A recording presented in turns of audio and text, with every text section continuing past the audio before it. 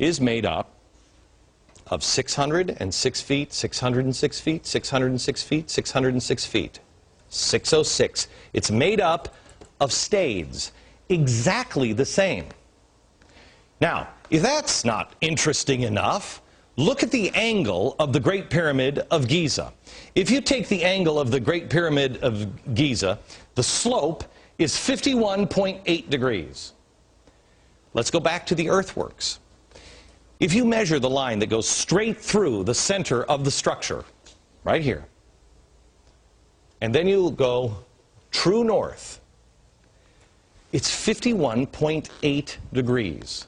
That angle is exactly the same angle as the pyramids of Giza. It is the same math, the same calculations as ancient Egyptians. Let me show you one more connection. In 1860, David Wyrick, he's a guy who surveyed the Newark earthworks. He was digging into a mound near those earthworks, and he found a wooden coffin made of oak. They opened up the coffin and found a skeleton of a man holding a little box that was about 8.10 inches in size. The box had been cemented shut here. This, by the way, is sitting in Ohio. Well, he opened up the box and he found a little man inside, a little black stone. They took it to scholars and they looked at it. The man seems to be carrying something, and there's writing here at first they couldn't recognize. The writing is, they thought in 1860, some sort of Hebrew. Well, finally, about 20 years later, they found some rabbis living in the area, and the rabbis looked at that, and they could read it. They said it was an old kind of block Hebrew, and it was a rendition of the Ten Commandments. Now, this is another piece. Block Hebrew, they said they'd never seen anything like it. Mainstream archaeologists at the time called this a hoax. But then in 1900, or just about after 1900, in Israel, they found the same block-style Hebrew writing. Mainstream archaeologists still dismissed the findings. They found it in Israel, and they found it in Ohio. But there was another stone that they found that they couldn't argue. This is the Bat Creek stone. It was found during the course of an official Smithsonian evacuation. The Smithsonian didn't understand the meaning of the writing on the stone. They thought it was Cherokee, since it came from Cherokee country. They didn't realize that it's actually Hebrew. They had published this originally upside down. They threw it in a box at the bottom of the Smithsonian, put it in the basement. Many years later, a scholar took it out of the box, looked at it, and went, oh my gosh, it's upside down. It's Phoenician, ancient Hebrew. So what's going on here? What is that about? Where is that history? I'll show you in a few minutes, and we're going to have a conversation, and I'm going to show you some more things that the Smithsonian, science, government, commerce colluded to erase. By the way, I want to thank the directors of the documentary Lost Civilizations of North America for bringing these stories to my attention. I was blown away. To find more, visit the website lostcivilizationdvd.com. Here's the thing we should be asking ourselves.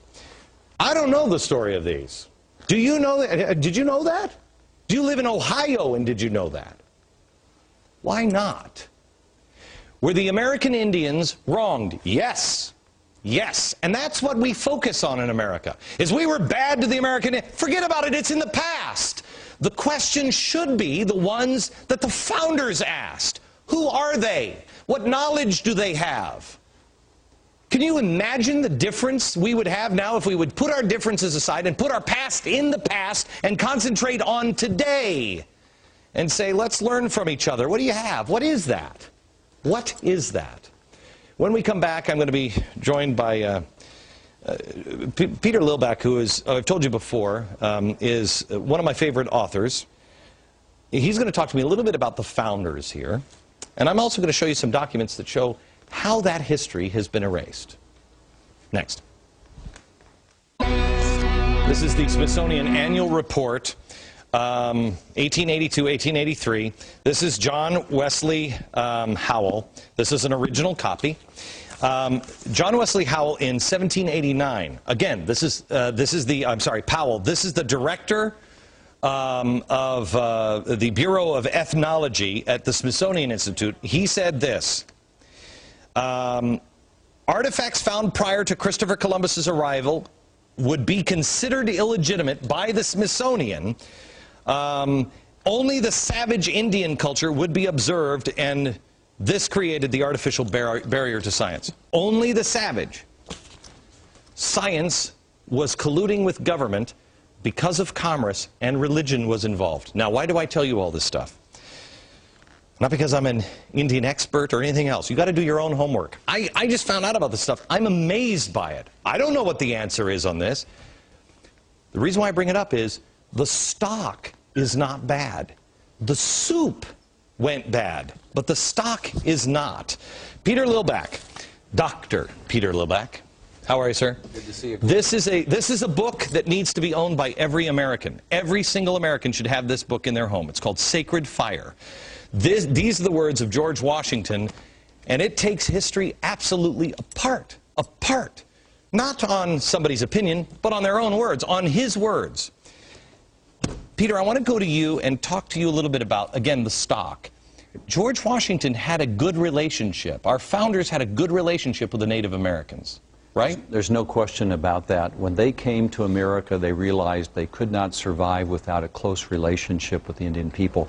The greatest story, for example, is the Pilgrims who were blown off course.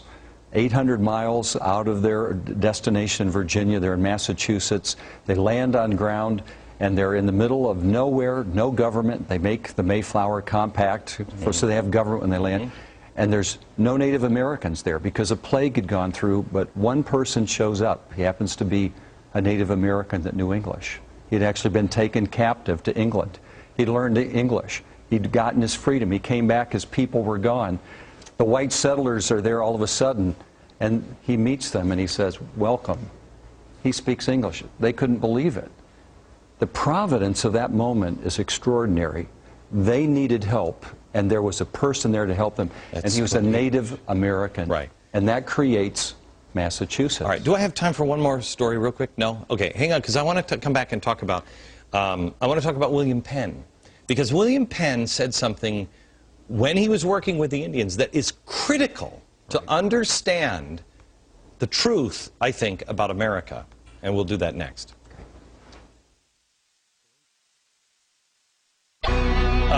The history that has been erased in our nation, and in particular with the Native Americans, happened because it didn't fit the story they created, Manifest Destiny. It only works when Indians were savages, and they had to have savages for commerce and government to expand. The ancient artifacts prove otherwise. Why aren't we looking into those? Peter Lillback is the president of Providence Forum and the author of George Washington's Sacred Fire. Okay, Peter. I think a great place for Americans to understand the truth about Americans and Native Americans and African Americans, all of it, it comes from William Penn. Tell the story. Great story. Philadelphia, the great founding city of the United States. That's where government began. It was founded by William Penn. He wanted a city without walls. And he determined that he would do it by making a constant commitment to justice and ethics with the Native Americans. There never was an Indian war with William Penn. And there's a wonderful treaty that still exists that describes the commitment they made. And it says this: there are good people and bad people among all people. There are good and bad Indians. There are good and bad Christians. That's what he called them in Philadelphia. And he said, we must come together so that we will address these problems that will come with respect and by communication, affirming the good. That's where we need to be.